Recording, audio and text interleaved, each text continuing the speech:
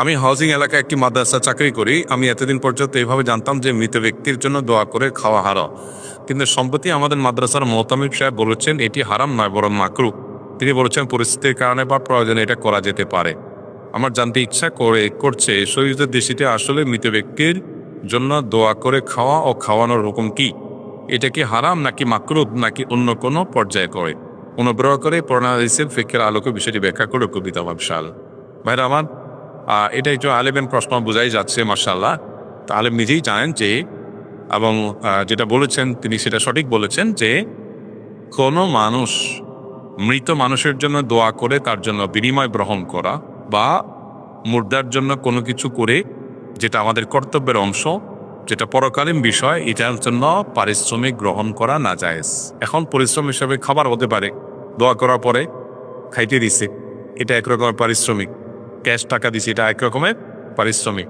কোরআন খতম করে টাকা পয়সা নেওয়া, কোনো মুর্দার জন্য দোয়া করে খতম করে টাকা পয়সা নেওয়া বা কোনো পারিশ্রমিক নেওয়া, এটা পরিষ্কারভাবে হারাম। এবং এটা হারাম হওয়ার ব্যাপারে বহু ফতোয়া ওলামা ইকরামের আছে, এবং এমরে তেমন কোনো ভিন্ন মত করবার কোনো সুযোগ নাই।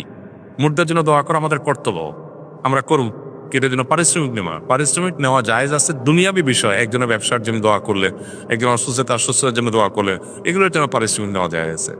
মাদ্রাসার মোহতামিম সাহেবের মাসালা তো বলে লাভ নেই। মোহতামিম সাহেবদের কাছে তো সবই হালাল। সব মোহতামিম সাহেব, অনেক মোহতামিম সাহেব আছেন ঘুরায় গাড়ায় এটাকে হালাল করে ফেলেন। আল্লাহ তাআলা তাদেরকে হেদায়েত দান করুন। আমাদের উচিত হবে তাকওয়ার উপরে অনলবিচল থাকা। আপনি মানুষের কয়টা অপরাধ গোপন রাখছেন? যারটা দেখছেন তারটাই আরেকজনের কাছে বলে বেড়াচ্ছেন। তাহলে কেন আপনি আল্লাহর কাছে চাচ্ছেন যে আল্লাহ আপনারটা গোপন রাখুন? আপনি মানুষেরটা গোপন রাখেন, বলা লাগবে না, আল্লাহ এমনি আপনারটা গোপন রেখে।